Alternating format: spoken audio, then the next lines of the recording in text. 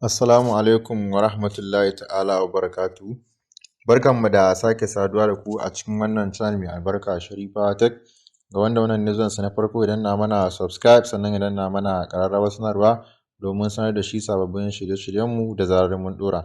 Insha Allah, kamar yadda muka bayani, za mu koya yadda ake Abitrage da Ezipay Sarl da kuma Binance, wanda na yi bayani a baya na ce insha Allah zan kawo bidiyo complete yadda ake yin Arbitrage trading da Ezipay Sarl da kuma Binance. To yanzu gashi nan kamar da kuke gani mun shiga wato ainihin cikin Ezipay Sarl din.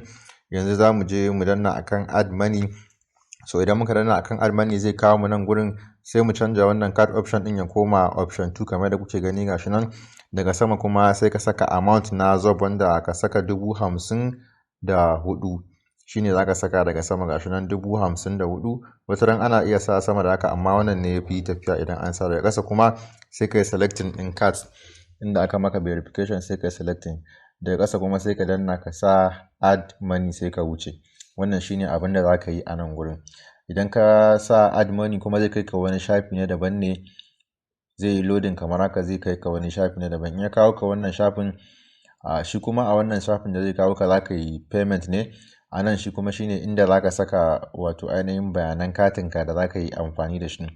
Bayan ka gama saka bayanan katinka kamar da kuke gani, sai ka danna akan pay. In ka danna akan pay, wani katin yana tambayar pin, wani kuma baya tambaya. So wanda yake tambaya sai ka saka pin ɗinka, in bai tambaye ka ba kuma zai kai wuce da kai direct kamar da kuke gani. Kana gama sa, in ka danna zai yi loading kamar haka. Idan ya yi loading zai kai ka wajen da ake turo OTP code. Kana sa OTP code to kawai sai ka danna kai submitting, zai yi loading. To a nan gurin idan ya yi, za ka ga ya sa maka successful, idan bai ba kuma zai sa fail. So za mu jira mu gani. Yanzu yana loading kamar da kuke gani. To kun gani, thanks for your payment. To kun ga yanzu wannan payment ɗin mu ya yi successful. Mun sai zob 54,000 inda aka debitin ɗin 45,300, ma'ana mun sai zob 54,000 kuma an ɗauki 45,300 a account ɗin mu. Wannan shine abin da yake. Mun sai zob 54,000 sannan kuma an yi debitin ɗin 45,300. To yanzu bayan ka sai zob sai ka kuma ka koma ka je cikin wallet ɗinka normal ta shi Ezipay Sarl ɗin, sai ka yi refreshing kamar da kuke gani.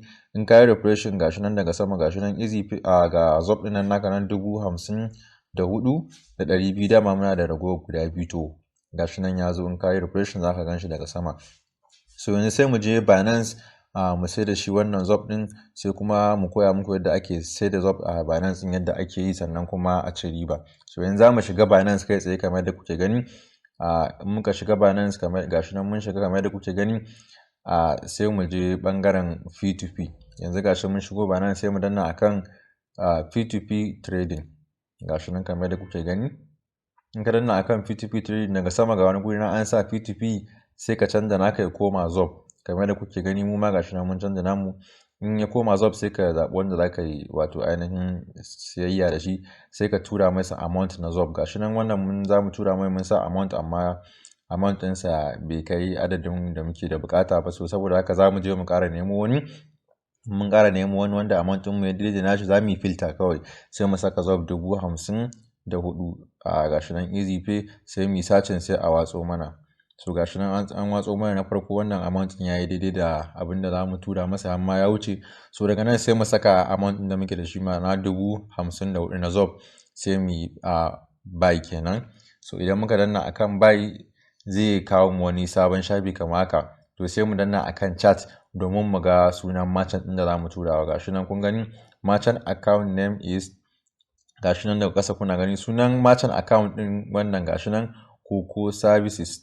To wannan shine sunan merchant ɗin. Ba za mu danna to payment paid ba, ba za mu danna kai transfer notify seller ba, sai mun je mun tura masa, saboda sai ya je masa sannan za mu tura masa cewa mun tura masa. Sai mu je merchant daga ƙasa gashi nan wani guri an sa merchant, sai mu danna akai. Gashi nan sai mu sa thumbprint ko password. So idan ya buɗe, sai mu je mu selecting ɗin sunan wannan merchant ɗin da magani daga sama. Gashi nan select, gashi nan za ku gan shi ya zo Coco Service. Gashi nan na yi showing, ina showing gashi nan Coco Service. Sai ka clicking akai, sai ka danna amount ɗin da za ka tura mai 54,000. Ba wani service ko wani ragewa complete yadda yake haka zaka tura masa, sai kuma ka saka description, sai ka saka payment a nan gurin kamar yadda kuke gani, sai ka danna send money. So kana danna send money, gashi nan zai tambaye ka are you sure you want to pay, zaka ce yes. To zai yi loading, zai ce maka gashi nan zob, gashi nan ya sama alamar ya je, sai ka yi screenshot. In ka yi screenshot sai ka zo ka danna transfer notify seller. In ka danna transfer notify seller sai ka koma wajen chat, sai ka tura masa da receipt din da ka yi screenshot, sai kuma ya saka maka da USDT kamar da kuke gani. Gashi nan zamu tura masa receipt wanda muka yi screenshot, gashi nan mun tura masa. To yanzu in ya ga receipt shi kuma zai yi saki wannan USDT din, sannan kuma sai mu je mu sai da wannan USDT din domin ku ga ribar da aka samu bayan an sai da wannan USDT din. To wannan dai shine yadda ake. Yanzu zamu jira shi ya saka mana wannan USDT din, muna jiran sa ya saka mana ita wannan USDT din kamar da kuke gani. Gashi nan zamu dan jira shi, gashi nan muna dan jiran sa, yana watakila ko baya kusa ne. So gashi nan kun ga ya saka 85.03 USDT, gashi nan ya sake ta. So wannan shine yadda wato ainihin procedure take kamar da kuke gani. Gashi nan ya saka mana 85.3 USDT. Yanzu sai mu koma cikin Binance mu, yanzu zamu bashi feedback ne na wato ainihin positive. Mun yi cinikaya da shi normal, ba wata matsala, sai mu bashi feedback na positive. Yanzu sai mu koma cikin Binance mu, sai mu koma home. Idan muka koma home sai mu shiga wallet, muka je wallet sai mu je funding wallet, sai mu ga wannan USDT din da ya saka mana. To kun ga wannan USDT din da ya saka mana 85.03 ga ta nan a farko. To yanzu zamu je mu sai da wannan USDT din a P2P domin mu ga wato ainihin ribar da muka samu. To yanzu sai mu je P2P kai tsaye kamar yadda kuke gani domin mu sai da wannan USDT din a tura mana a wato ainihin kuɗin mu in naira a account mu na banki. So yanzu sai mu shiga P2P kamar yadda kuke gani. Gashi nan zamu je P2P. Idan muka je P2P daga sama za mu canza wajen wannan P2P zob din mu mai da shi NGN, kada a manta da wannan. In muka mai da shi NGN sai mu danna kuma akan sell, ma'ana za mu sai da wannan USDT din, sai mu saka all. Gashi nan kun ga za a tura mana 48,841.23. to sai mu saka payment method din da muke so a tura mana wannan kuɗi, sai mu danna sell, sai ya tura mana wannan kuɗi zuwa account mu. So yanzu za mu je mu sa payment method ne, gashi nan kamar da kuke gani. Abinda zai tura mana 48,841 after mun saka payment method gashi nan daga sama. So kun ga wannan bai yi publishing din ad ba, to saboda haka sai mu koma mu nemo wani. So idan muka koma sai mu ƙara refreshing, sai mu ƙara nemo wani, ko kuma mu filter.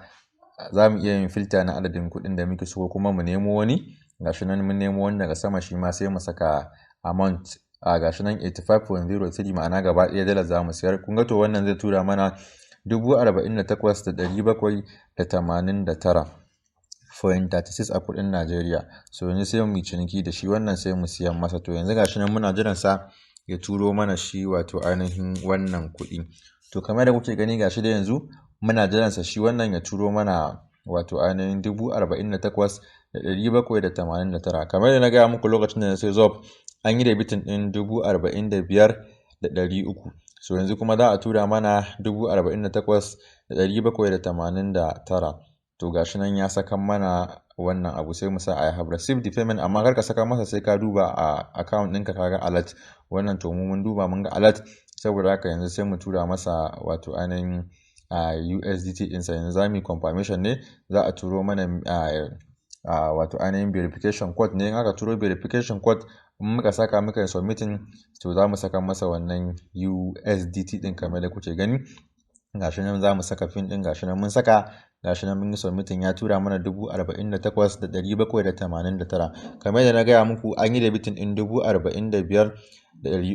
to yanzu kuma an turo mana 48,789. kun ga an samu ribar 3,489. saboda haka idan ma ta tashi za a iya samun har 3,500 ko sama da haka ma. To wannan dai shine yadda ake yin arbitrage a trading tsakanin Ezipay Sarl da kuma Binance da katinka da kake amfani da shi. To wannan shine yadda ake yi. Mun gode, kada ku manta ku danna mana subscribe ga wanda ba su danna mana ba, sannan kuma ku share domin yan uwa su amfana. Mun gode.